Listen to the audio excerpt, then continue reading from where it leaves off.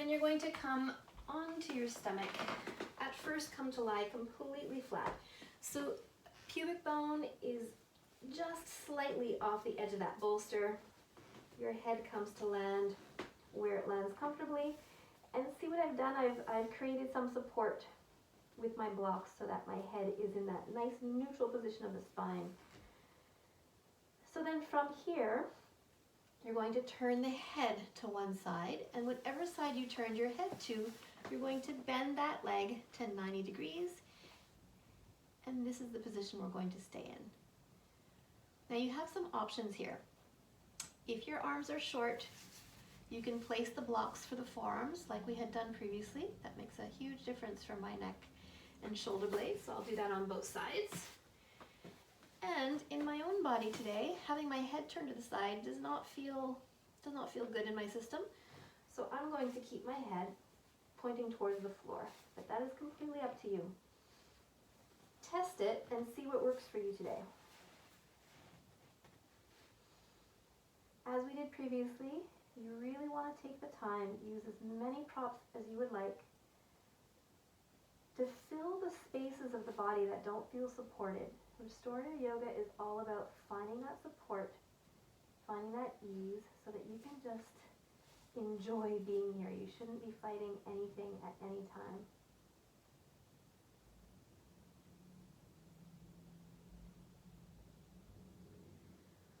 One of the nice benefits of lying on the stomach is that contact gives us, again, that sensation of snuggling the abdominal organs right up onto the face of the spine, which we don't necessarily have as we go about our day-to-day, so enjoy that feeling.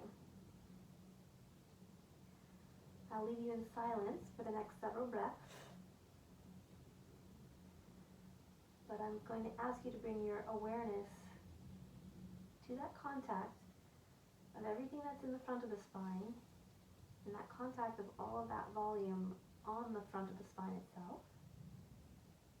And bring your awareness into how much easier it is to fill the back of your body with breath when we're lying on our stomachs.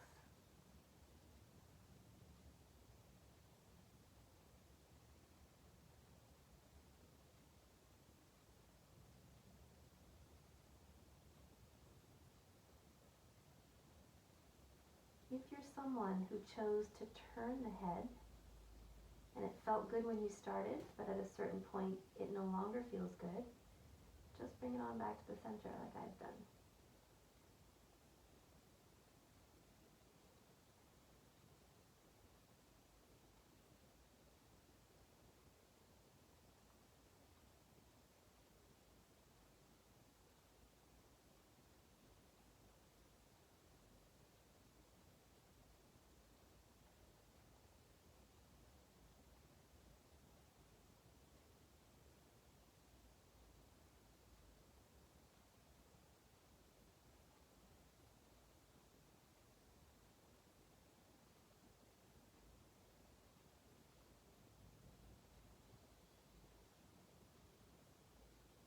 As you stay here for a few more breaths this time, bring your awareness to the front of whatever hip you have bent.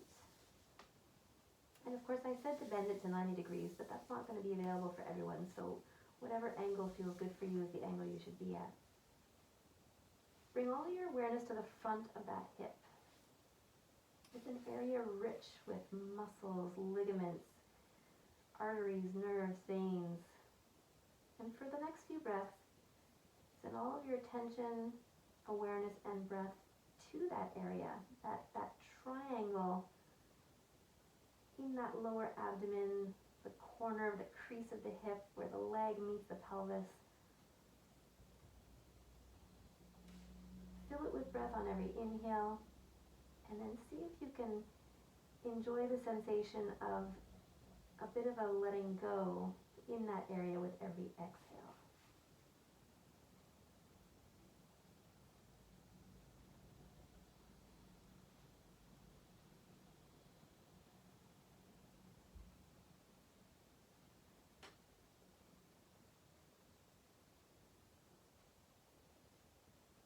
Now if your head has been turned, you're now going to turn your head back to the center. Whichever leg was bent, you're going to slide that leg in line with the rest of your body. The arms don't need to change, so now you're just facing the floor with all four limbs and the face. This is us recalibrating, integrating the work that we just did, coming back to our center. And then when you're ready, you can experiment with turning the head in the opposite direction. If that works for you today, you go ahead and keep the head there. If it doesn't, you keep it center. And you slide the other leg to roughly 90 degrees at the hip and knee. But of course, if that angle doesn't feel good to you, you adjust or use your props to make it feel better. So typically, if you're not able to get the hip to that 90-degree angle, the best thing for you to do would be to add more height to what you're lying on, so that you can beeline on your stomach and have that leg at 90 degrees, even if that means you're several feet high in the air. Again, support the forearms, however allows the upper back, the shoulder blades, the neck to just soften.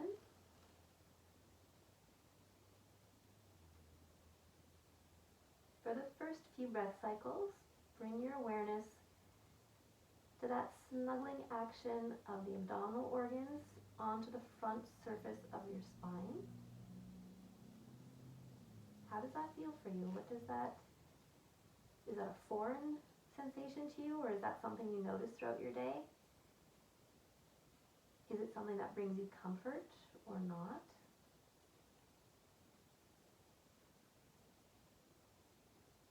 If it is something that brings you comfort, try to remember what it feels like. Tattoo it on your nervous system so that when you come out of this class today, maybe you can find that sensation again as you go about your day-to-day activities.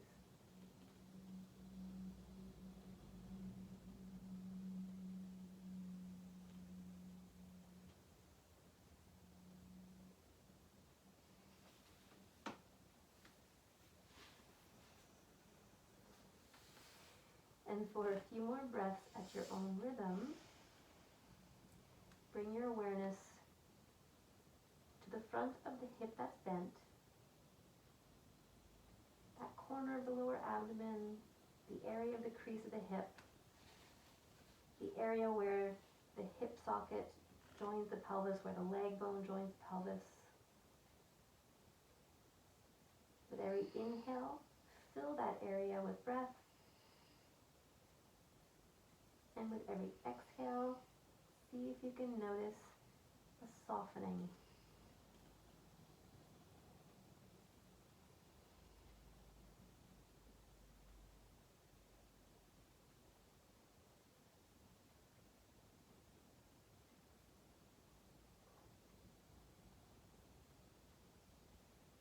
If your head was turned, take a moment to bring your head centered. Keep your arms resting as they are and just slide that bent leg into a lengthened position in line with the rest of your body. So now both arms, both legs are neutral. And for 3 to 5 more breaths, just enjoy integrating those restorative postures here back in your center.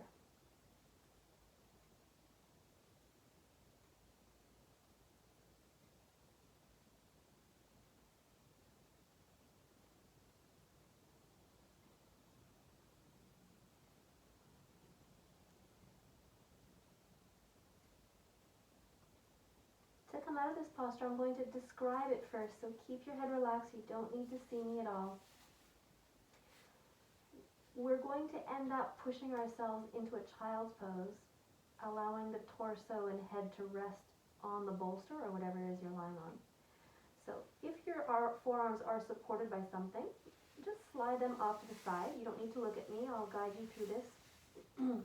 So that your hands come onto the ground, and slide your hands so that they're on either side of your lower rib cage. So they're on the floor, but either side of the lower rib cage.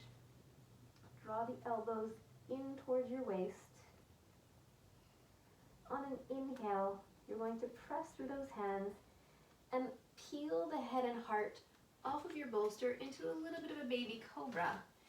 And then when it feels like it's the right time, you're going to fold at the hips, sit your bum back, and then up to you how close you want to get to your bolster. I'm going to straddle my bolster so I can allow my torso to come to rest on the bolster.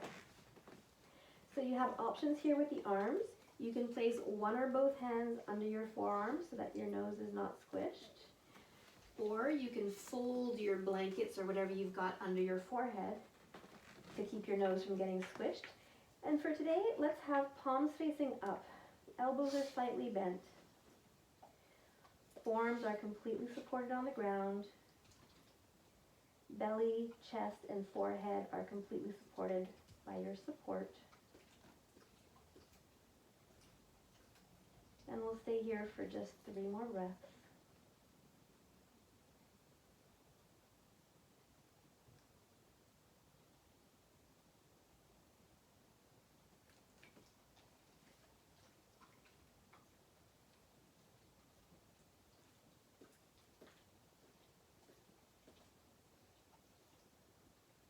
And then turn your palms to face down, contact the hands on the ground, slide them closer to your knees.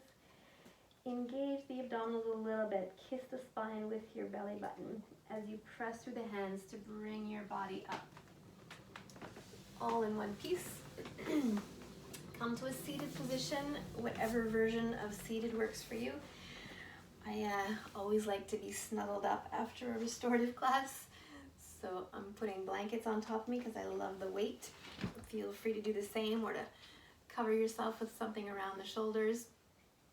And for a couple of breaths, eyes open or closed, whichever way you did it at the beginning, notice where your breath is going to. Is your breath moving and or filling parts of the body now that it wasn't at the beginning of this class?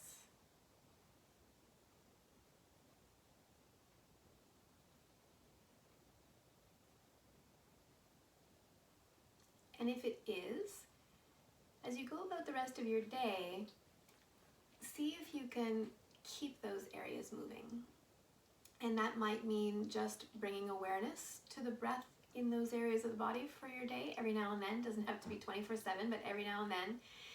You know, for example, I was only breathing in my chest at the beginning of this class. Now I'm getting this lovely movement down into my lower rib cage, into my lower back, even into my pelvis. So as I go about the rest of my day, it's tempting that the breath will get shallow again. It will end up here again, which is not the end of the world, but it's of course better if I can keep it more global. So every now and then, I will just check in by either putting a hand in those areas or by just bringing my attention, my awareness to those areas and see, am I breathing there? Oh, well, I know I can because I was an hour ago or 3 hours ago. So let me just breathe there again. And sometimes it's as simple as that.